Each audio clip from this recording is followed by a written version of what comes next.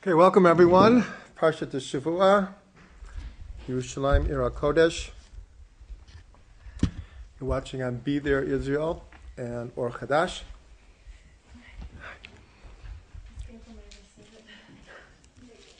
Okay, L'chaim. L'chaim everyone, L'chaim. Hope everyone won't mind me drinking some hot tea in between here.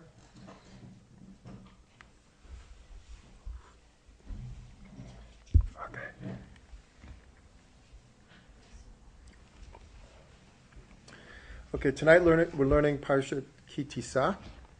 And actually, before we begin, I want to dedicate this class to the neshama of Alexander ben Shmuel, who left the world last week.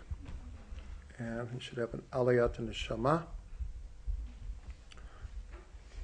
Very, very, very brave person who fought cancer for many years and lived far longer than the doctors ever imagined. But he left the world this last week, and so our learning tonight should be an aliyat neshama for Alexander ben Shmuel.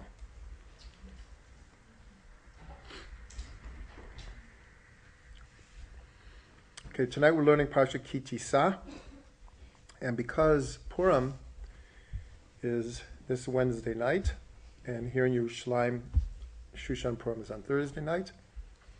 So we're going to put a little bit of Purim into the learning tonight. How can we not? Okay, so we'll start and we'll finish with the sin of the golden calf.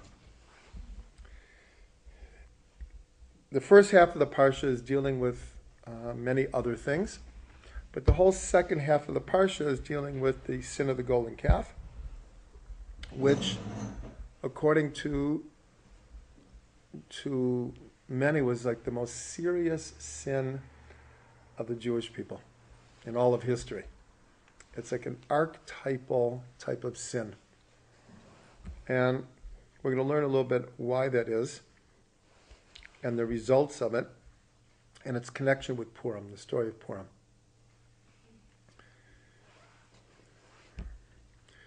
So we'll start with that in preparation to receive the Torah. In PARSHA Yitro, it says that God came to Moshe and told him, you'll be a nation of priests, you'll be a holy nation, a special chosen nation. But first he says, speak to Beit Yaakov. Remember, we learned this. Speak to Beit Yaakov and speak to the children of Israel. And we saw that the word for speaking was different. And also the question, what's the difference between Beit Yaakov and Bnei Yisrael? So Rashi tells us that Beit Yaakov are the women, and the word is amirah. It's a soft kind of speaking, and lahagid to Bnei Yisrael. The men, they got like a tougher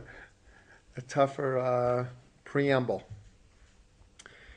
And the question is, so why speak to the women first? There were a number of reasons, but the one reason that we gave was that in the Garden of Eden, when God came to Adam and said, you can eat from all of the trees, but not the Eitz Hadat Tov V'Ra, not the tree of knowledge of good and evil.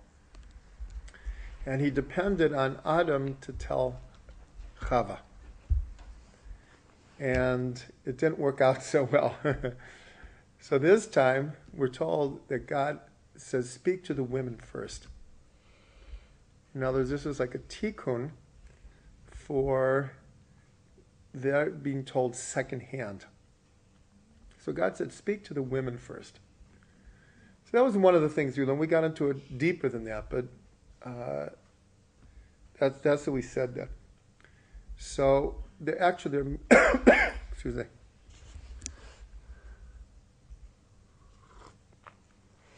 There are many different hints to the receiving of the Torah as an attempt to return the world to the Garden of Eden. There are many, many different midrashim. One says that the pollution of the snake was taken away. Another one was that had we not worshipped the golden calf, death would have been abolished. The first tablets were written with the however we understand this, with the finger of God.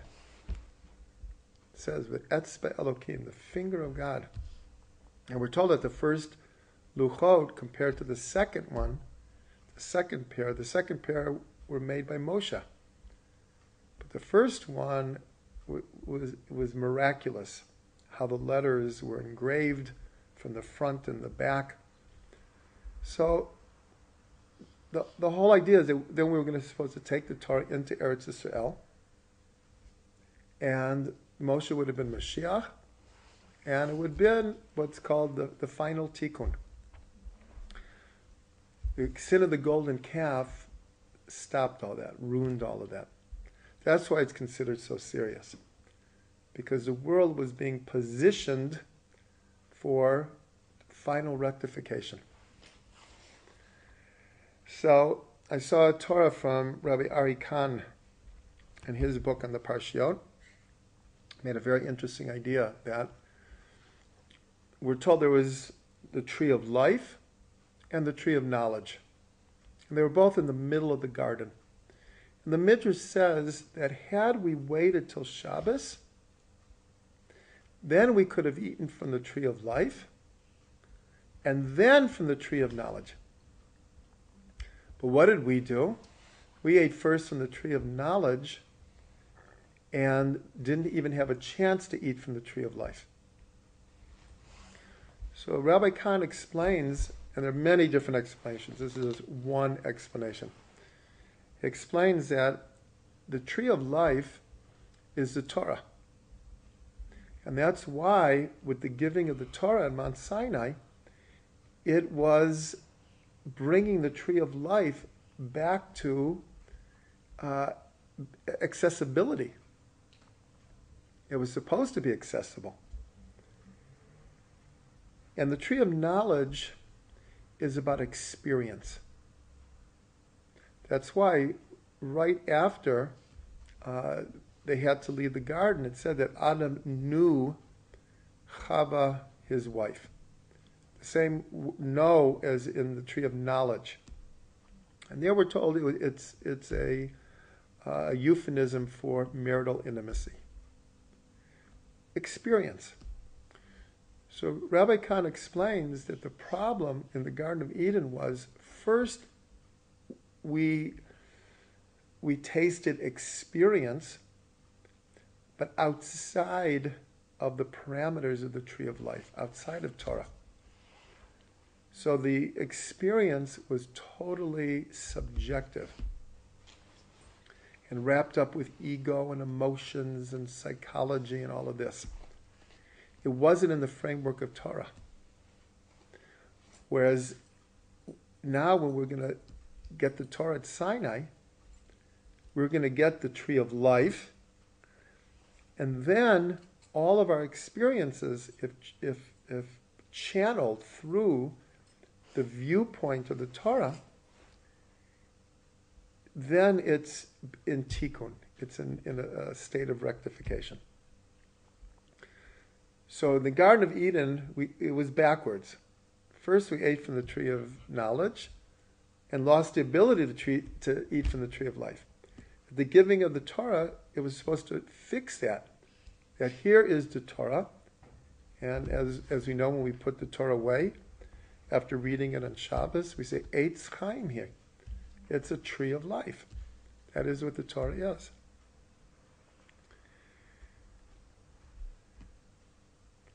So that is just one of many, many different hints of the connection of the giving of the Torah at Sinai and this attempt to return to the Garden of Eden. We were also, the Midrash also says, everyone was healed. Anyone who had any sickness, and actually even Moshe, who stammered his whole life, he was also healed. He was also healed. And then the golden calf came. And what is the golden calf? It's experience. When you read, it says that they got up, they ate, and they drank, and they got up and began to engage in different, let's just say it was turning into an orgy. And they hadn't received the Torah yet.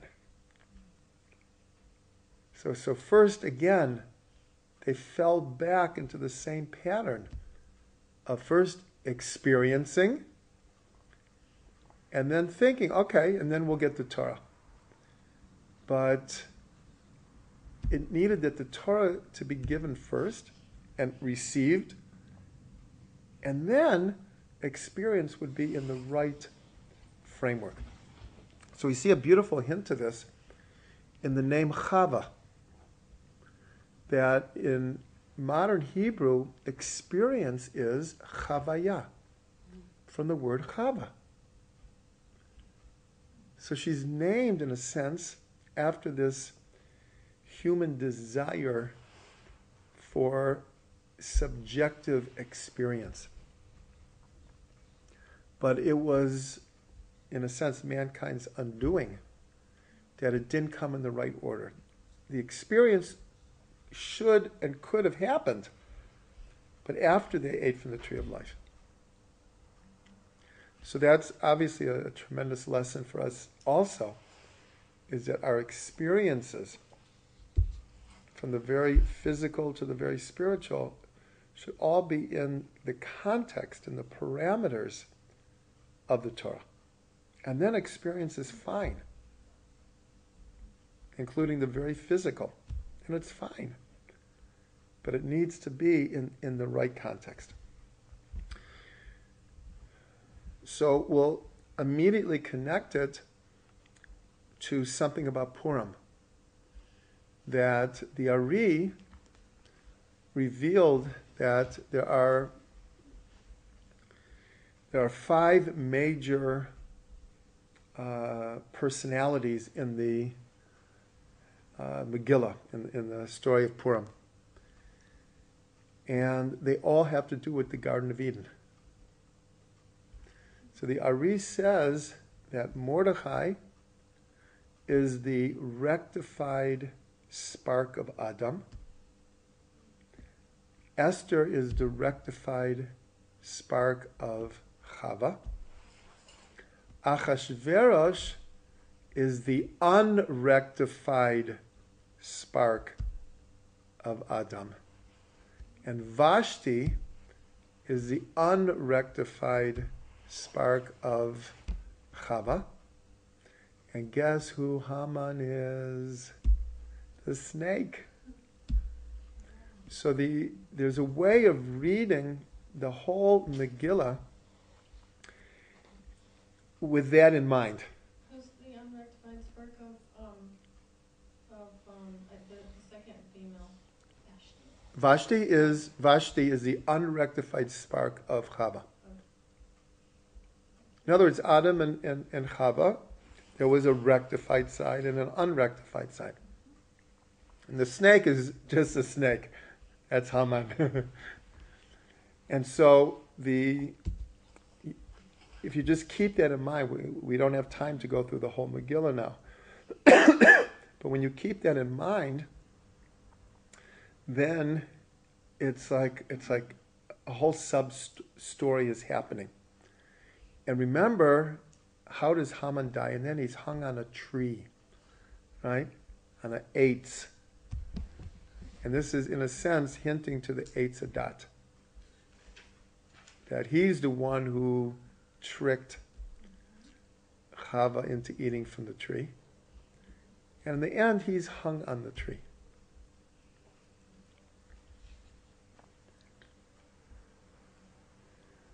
So that's one connection. We're going to go through a number of other connections here.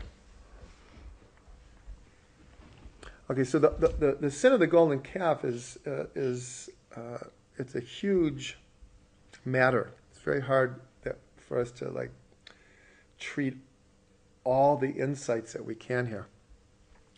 But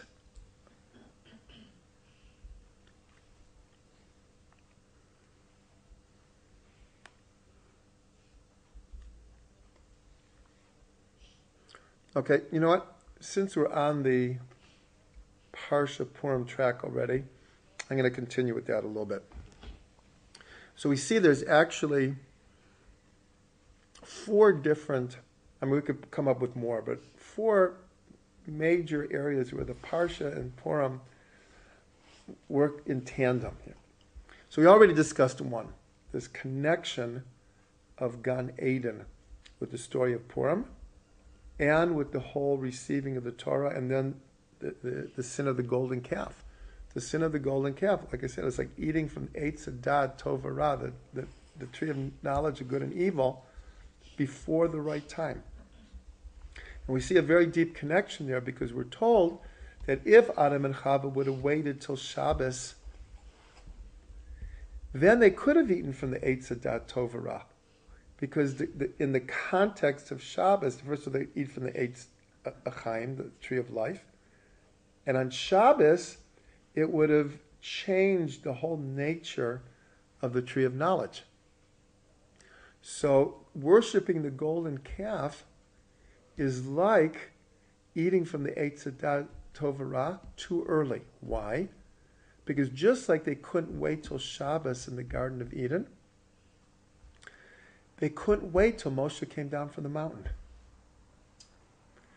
In other words, what happened is there was basically a misunderstanding when Moshe was supposed to come down. And so it says when the people saw that Moshe was late in coming down, but really he wasn't late at all. It's just that they calculated, they made a mistake. But either way, even let's say he was late, the fact that they couldn't wait another hour, another day, and they had to rush and make the golden calf, it's the same kind of mistake that they made in the Garden of Eden. And we're told, I learned this from Rav Ginsburg, that there are 3 major sins that all had to do with the inability to wait. Adam and Eve in the Garden of Eden, they couldn't wait until Shabbos to eat from the tree. Here with the golden calf, they couldn't wait another few hours, another day for Moshe to come back. And with David and Bathsheba. Because we're told that David and Bathsheba were soulmates from the 6 days of creation. Like they were like really soulmates. But David couldn't wait until the circumstances would make it more proper for him to be together with Bathsheba. So all 3 of these, and the only other major sin that from the Chumash is the sin of the spies, and that we listen to the spies. But the 3 of the 4, the same thing, the inability to wait.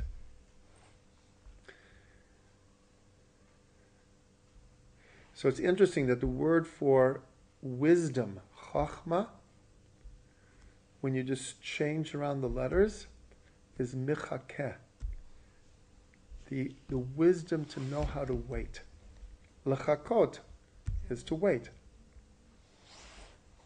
And it's something we're all challenged with, right? How many times even our intellect says, just wait a few minutes, wait a day, next week, but we gotta plow ahead at the wrong time and just mess everything up.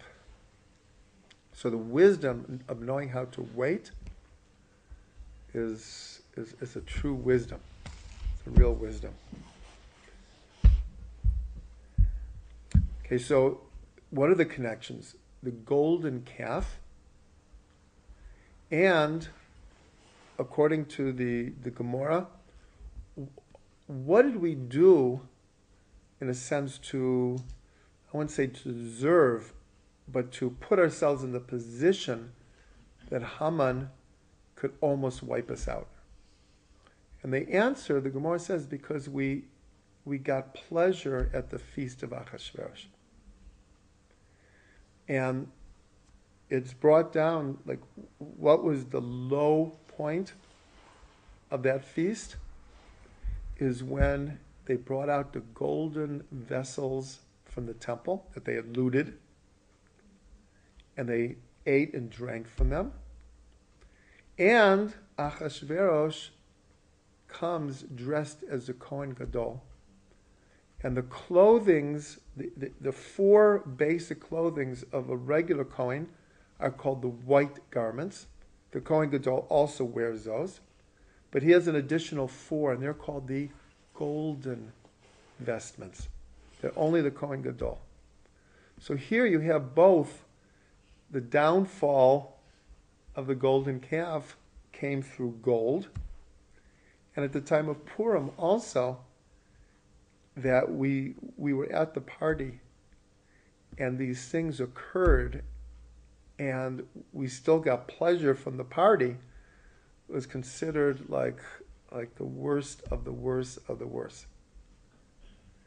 So that's a very deep connection here. That,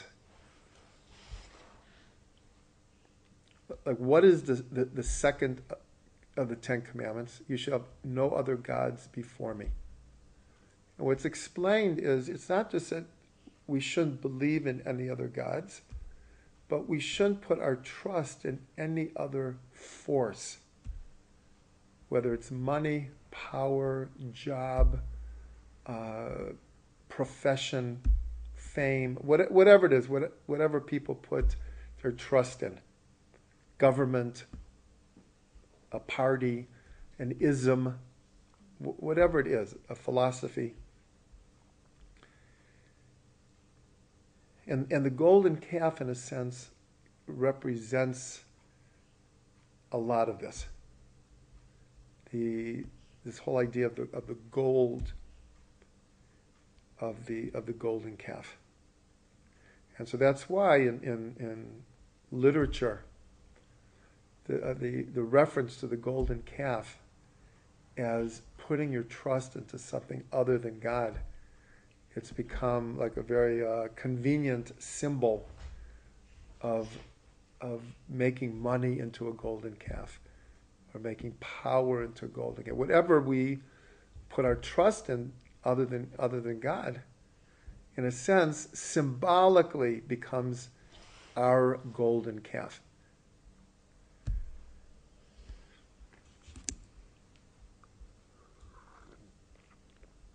So we see this deep connection between the gold in both stories, and also eating and drinking. Because it says, when they made the golden calf, it said they sat down to eat and to drink, and then they got up and got into worse things. And the same thing at the feast of Achashverosh. It was all about eating and drinking. And that's why we have a feast of Purim. So first of all, you might think, and it would be very good logic, the last thing that we would want on Purim is a feast with a lot of drinking, because that's how we got into trouble in the first place, in both of these incidences. I mean, they had made the golden calf already. But actually, the Slonimer explains a very, very, very deep understanding. When Moshe is up in the mountain, so God tells him, you better go down. They're worshiping a molten image. So when Moshe came down, he knew what to expect already. It wasn't like it was a surprise that he was going to see them around a golden calf. And it doesn't say he got angry on the mountain. In fact, he already started, Hashem, please forgive them. But when he came down, it says, and he saw them dancing around the golden calf, it says Moshe got angry and he took the tablets and he broke them. So the Sonra wants to know, what did he see that got him so angry that he didn't know already? He already knew, and he was already begging for forgiveness. And yet when he saw them dancing around, so the Sonra explains like this, very beautiful. He said that even when a Jew sins, deep down inside, he knows it's wrong. Deep down inside, but he or she doesn't have the strength not to do it, or the moral fiber or whatever at that moment.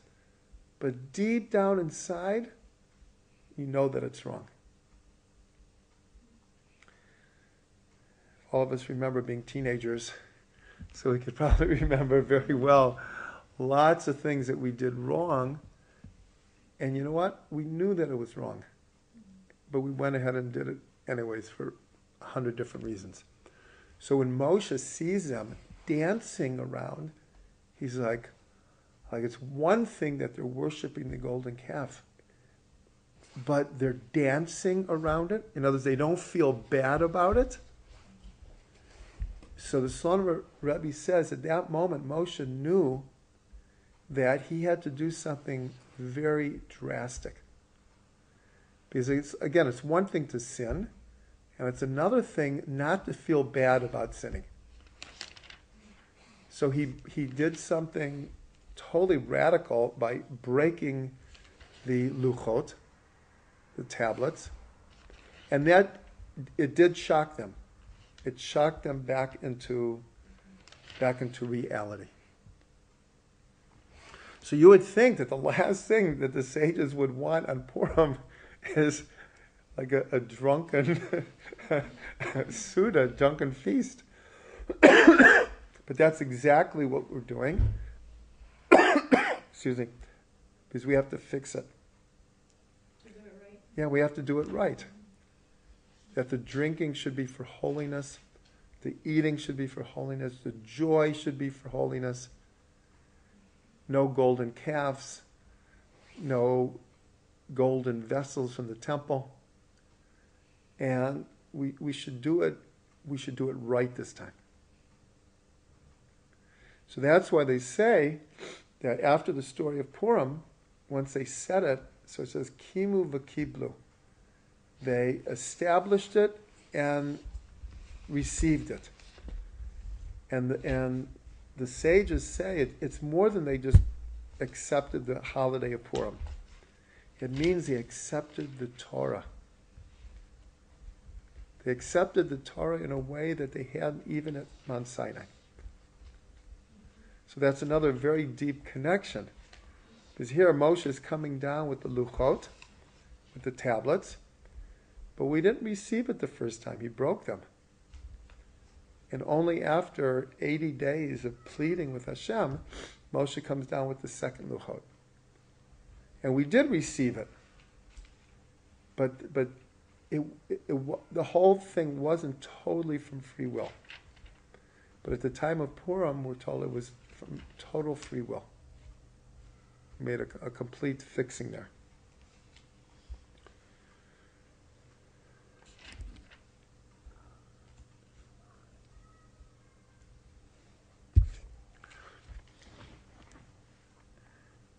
Okay, so now I want to give over also like a very, very amazing Torah about Purim, but it connects to the PARSHA also. So I'll start with the PARSHA, where, and I'm going to have a little introduction to it, because we're told that this is really Moshe's shining moment, when he says to God, if you will not forgive the people, then wipe me out of the book that you have written. And we're told that this is like the highest level of the two most pronounced qualities of Moshe. One in Hebrew is bitul, self-nullification. And the second is compassion. That these are the two main traits of Moshe. And that's why he says, im ayin, if not, mecheni na mesifrecha asher ketafta. Wipe me out of the book that you have written. So what does it mean, im ayin? Ayin means nullification, nothing, ein sof. Coming to the place what's called nothingness, making yourself nothing in relationship to Hashem. So Moshe reached that level so he could say, wipe me out of your book. And of course, here he's like offering his life. He's putting his life on the line.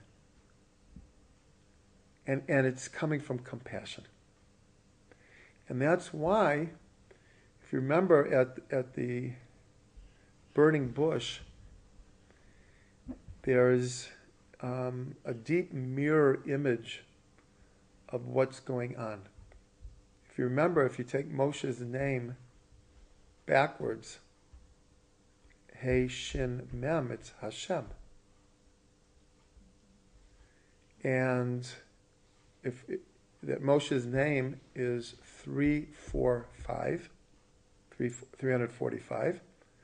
and the name that God reveals to him, and to him only, the only time God reveals this name in the whole Tanakh, is Ekia Asher Ekia, I will be that I will be, is 543. Moshe's 345. This name is 543. And at the burning bush, God is trying to, in a sense, bring out Moshe's latent potential. And Moshe is trying to draw out of God, like, who are you? What is your name? So each one is trying to draw out of the other.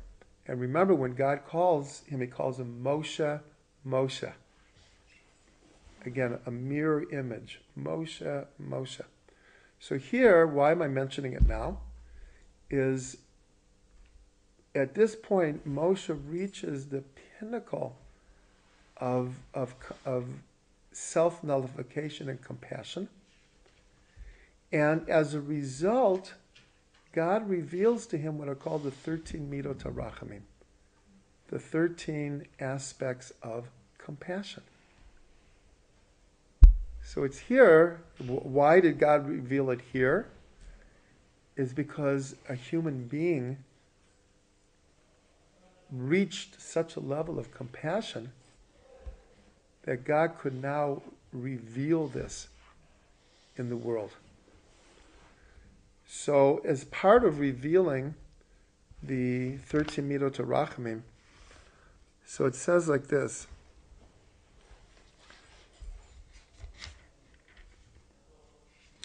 It's in Lamed Gimel, Chaf Aleph, 33:21.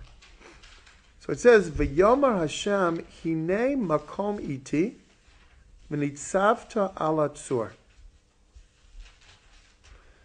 So this is in preparation for receiving the 13 midot harachamim. God says, "Behold, there is a place with me, and I will place you in the cleft of the rock." And then he says, "And I will pass before you, and my back you will see, but not my front." God had already told him that you can't see my front and live. So Rashi says an amazing thing about what does it mean there is a place with me. So he says like this. Rashi says, "Ve'omer hamakom hamakom iti, ve'eno omer ani b'makom, So Rashi says, the text says there is a place with me, and it doesn't say I am in this place. Why? Shakadosh Baruch Hu makomo shel olam ve'einu olamo makomo. Because God is the place of the world, but the world is not his place. So this is the epitome of paradox. God is the place of the world, but the world is not his place. And if you remember, we learned that one of the ways we refer to God is hamakom, the place. And remember, we learned that if you take the 4 letters of God's name, Yud, Kei, Vav, Kei, and you multiply them by themselves, Yud times Yud, Hey times Hey, Vav times Vav, and Hey times Hey, it equals Makom. But here, God is the place of the world, but the world is not his place. So, there's a very deep connection with Purim also. When Mordechai finds out,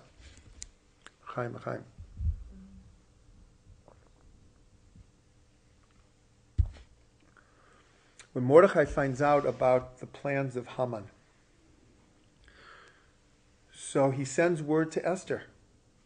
He says, you have to, I'm cutting corners here, but he says, you have to go into the king and plead for the people.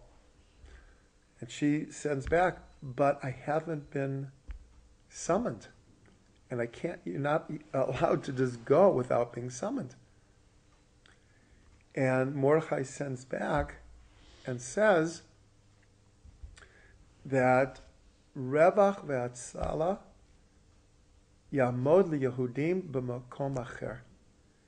That if you don't go in, salvation will come from mimakom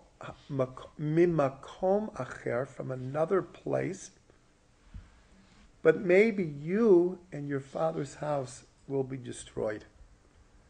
And who knows if it wasn't for this moment that you were put in this position. Esther hears him, and the story, of course, changes. She does go in and begins the process of exposing Haman.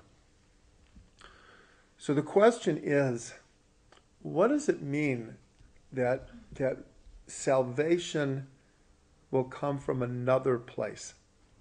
So this very simple understanding is Mordechai says, listen, I guarantee you God is going to save us. The only question is, are you going to be the agent or not? Because if you're not, it will come from another place. So that's the simple understanding. The Slonim Rabbi says a beautiful thing. He says, it's alluding to something much deeper here. And he explains like this. He says that there are 2, call it systems of how the world operates. System 1 is it runs on judgment, on din, on mida keneged mida. In other words, cause and effect. The world has a way of running on cause and effect, a measure for a measure. We're judged on Rosh Hashanah. The world is judged on Rosh Hashanah. The judgment is passed down, and then it's carried out. But then, in an individual's life, in a nation's life, where, according to the regular system, there's no chance of salvation or redemption. It's like the cards have been cast. So then what happens? So Solomon says, God has another place, a makom acher, that he can, in a sense, like pull a rabbit out of his sleeve. Not the greatest example, but the idea is that God has a covenant with the Jewish people. So, according to Mida Keneged Mida, a measure for a measure, Haman might have been able to carry out what he wanted to carry out, God forbid. We had lost our merit. But that's when the second system kicks in. And that's what Mordechai is hinting to. That if you don't go through the motions, salvation will come from another place. It will come from left field. It will come from outside of the stadium altogether.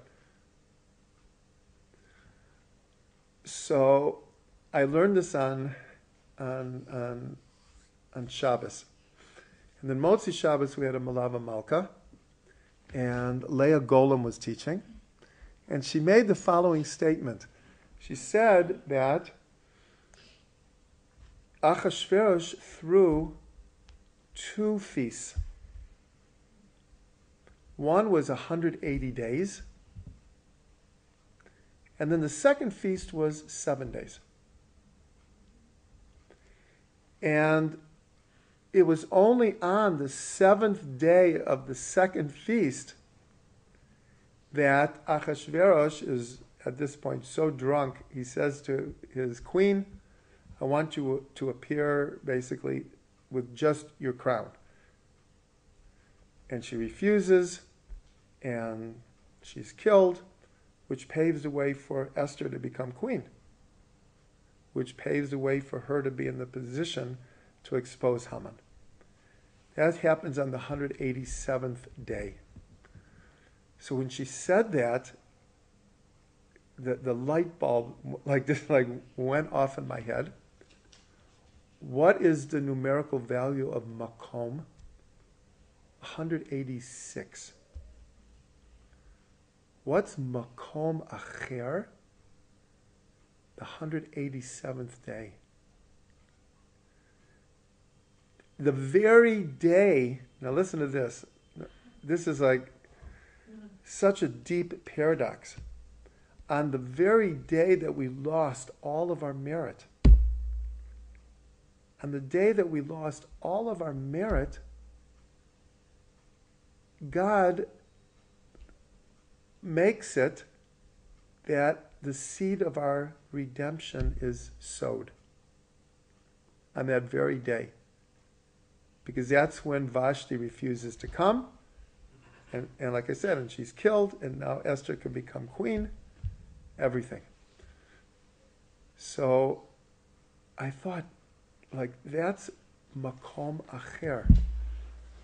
Because it's the last, the last place that you would think that our salvation would come from. Isn't that the place where we fell? How could it be the place of our salvation? No. God made it that they both are happening at the same time. So what this reminds me of is after the brothers sell Yosef. So there's a famous midrash. It says like this. Reuven is busy with sackcloth and ashes because he wasn't able to save Yosef. Yaakov is sitting in sackcloth and ashes because he thinks Yosef is dead.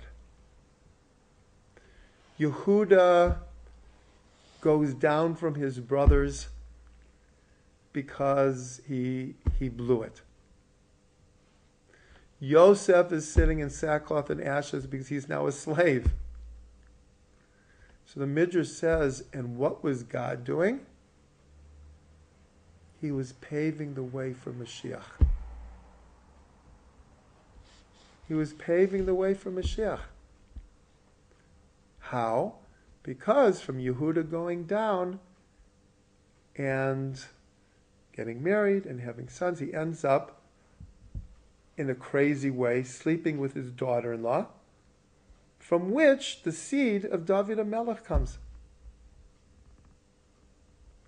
And Yosef is sold into slavery, and he rises up to be second in charge in order to be able to save his family from the famine. So the Midrash starts like everything is going wrong.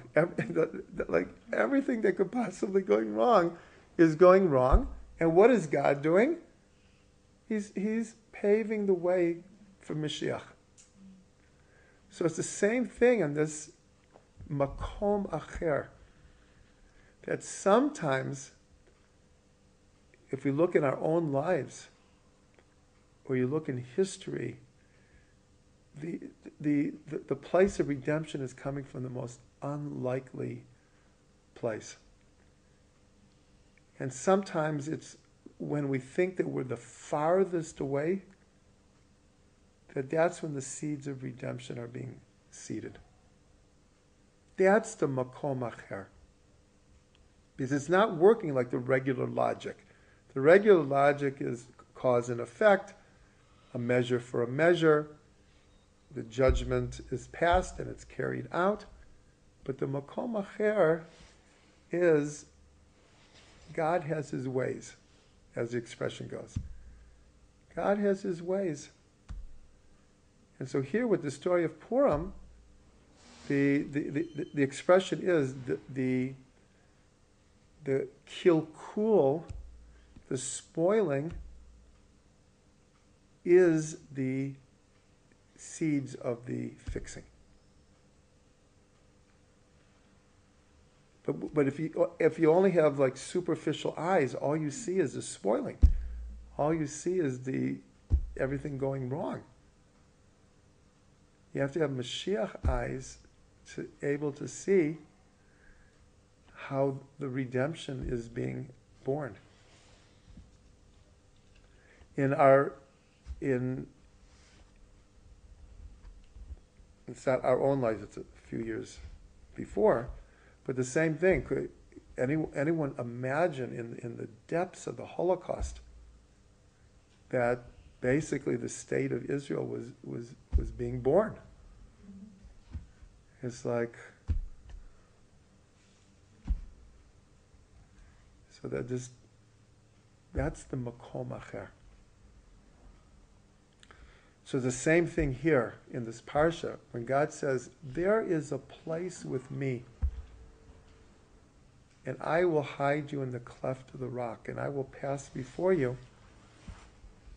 And God revealed the 13 midot rachamim.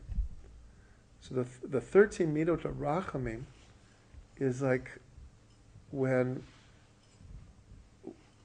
the regular system of justice is, or not just justice, the regular system of the way the world works is not enough to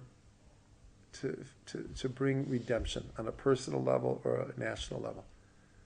It has to come from a makom acher. So God says, there is a place with me that even when everything is going wrong, I will still save you.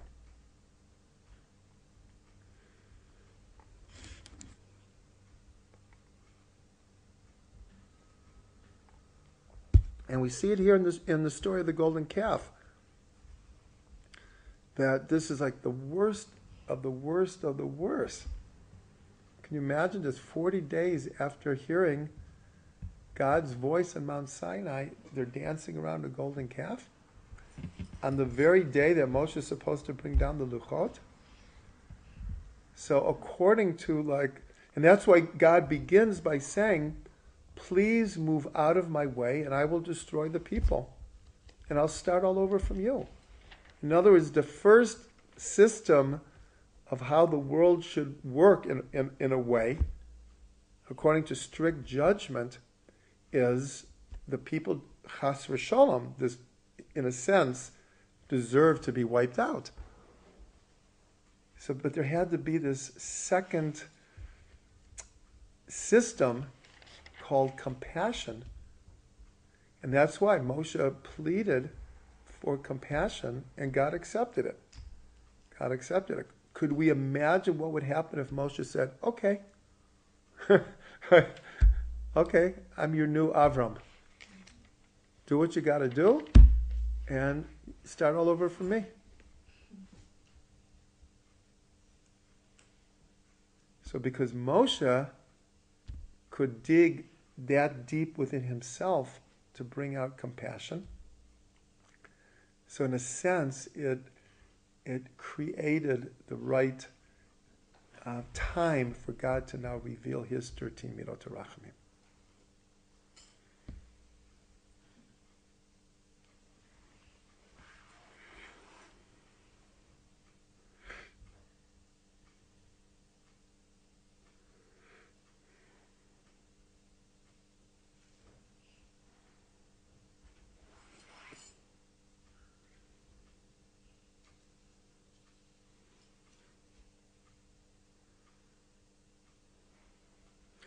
So I end with a bracha.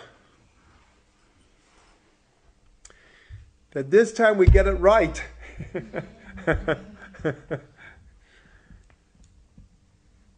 that this Purim we're able to kimu v'kiblu, we're able to receive the Torah again from complete free will.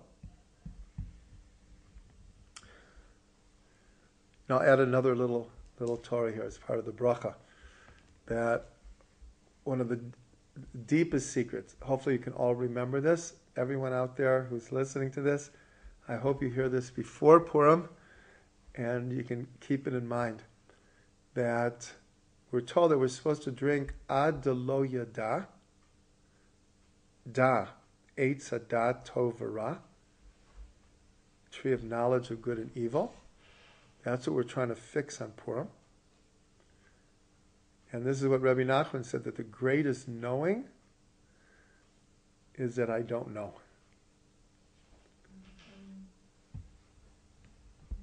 So we said we're supposed to drink ad lo yada, ben borach Mordechai ve'ar Haman.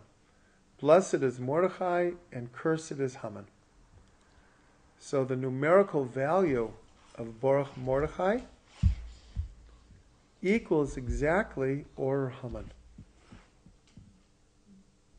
That you don't know, right? You don't know that between Baruch Mordechai and Or Haman. And then there's one other phrase that has the same numerical value. Emunah pshuta.